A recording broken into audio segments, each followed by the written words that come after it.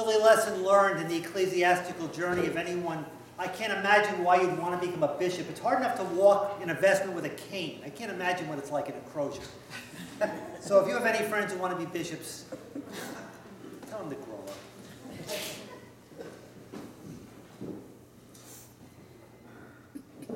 This is a difficult week to preach because there are themes that weave into each other like a tapestry, and it's very easy to kind of live in your head and not get to the heart of what we're asked to consider. Because while we hear so many beautiful words, God so loved the world that he sent his only son. And those of you who are old enough to remember, that's John 3:16. Remember every sporting event from the World Series to the Super Bowl, there was this dude with the multicolored hair with the John 3:16. I don't know whatever happened to him, but every major sporting event. And back in the 70s, the camera actually went on the person rather than avoided the person. And it's been called the one line, which is the gospel within the gospel. The kernel of truth that unites everything that we know of Jesus. There is that. There is St. Paul telling us about God being rich in mercy. That God's love and mercy for us comes not because we're so wonderful, but because we were in such a miserable condition. Like your friends, you know who they really are when you're really down. Same point. And yet we have that first reading. Anne. I can't say that with both hands read today. Anne. Which one? The one who read about snakes. Yeah. Not snakes in a plane, but snakes in the desert. What on earth? And why is that? And how does that have to do with anything today? And what can you take home as part of a message? Well, let me share this with you and see if this makes sense to you. Because in John's memory of Jesus, this is an incident that comes back. Apparently, there was an incident on that long journey to freedom that the people of Israel, from the slavery in Egypt to the time they got to their land, they passed through a section where, in the way they told the story over the course of the decades and the centuries, the story goes like this. All we did was complain. We complained about the journey. We complained about the heat. We complained lack of water. We complained about not having food. And then when we had food, we complained about that, And the way the story goes, so God got tired of listening to the complaints, and God sent snakes. I'm not going to debate whether there's a causal relationship there. That's a Bible study issue of another time. But what happened, which is really important, is that as the story is told, Moses, their leader, has said, okay, take the image of what people are afraid of because it can kill them. Make that image, put it on a pole, and if people stare at it in faith, they will be healed. Because my power will be found in the image, and I am stronger than death.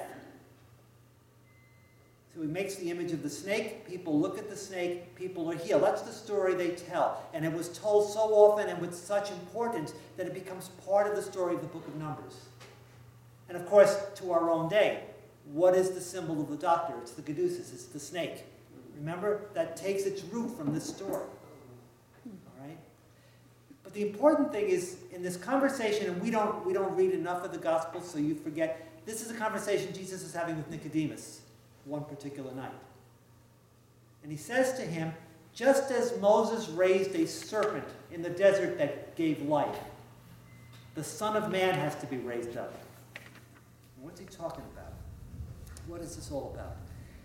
Those of you who are old enough, if I ask you the question, do you believe Jesus is alive today? The answer, of course, is yes.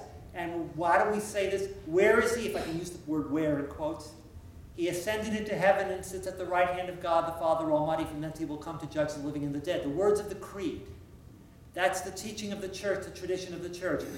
But John's vision is a little different. He understands Jesus with his own unique perspective. And he phrases it this way. When I look at Jesus enthroned in glory, I don't think of Jesus in heaven. I don't think of Jesus at the right hand of the Father. When I think of Jesus enthroned, I think of him being impaled on a cross, literally lifted between heaven and earth. That's John's unique contribution from his gospel perspective. And there are a couple of times scattered throughout the gospel, he recalls Jesus making reference to the cross, and John makes sure he uses his own words. Instead of Jesus saying, I'm going to be put on the cross, or they're going to crucify me the way John wants to tell, as he's a preacher, tells the story. He will be lifted up. Lifted up is a term of glory. For John's perspective, Jesus on the cross is our glory.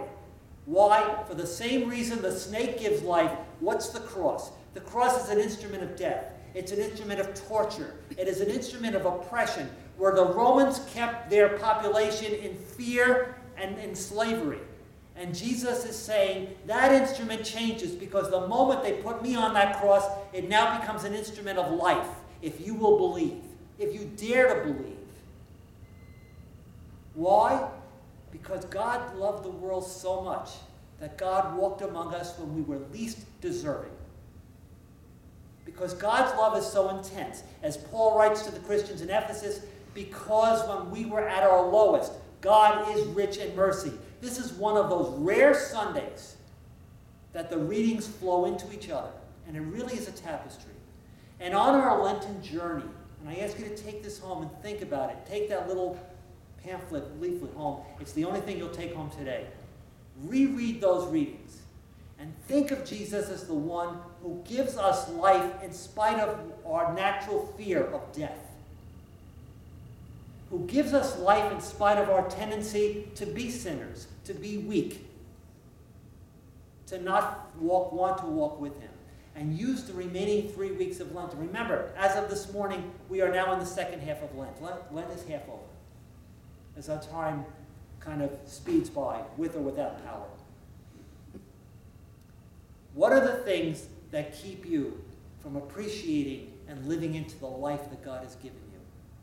On the day you were baptized, you were literally empowered and washed in the Spirit. What has happened in your life that keeps you from living into that? From not appreciating and not realizing how much God so loved the world that he gave his life for you? There's something that the Lutherans do that we don't do in the Roman tradition, Anglican, Roman Catholic, Orthodox. In the distribution of communion, where I, as a minister of communion, say the body of Christ, the blood of Christ. In the Lutheran tradition, the body of Christ given for you. The blood of Christ given for you. And it's personal, and it's a reminder, not just humanity in general, but for you. Jesus died and rose for you. God's love for the world existed for you. It's very personal, and it's very important. It's what we're about. The God who is rich in mercy, who stared death down and said, "Bring it on," lived and lives for you. Amen. Amen.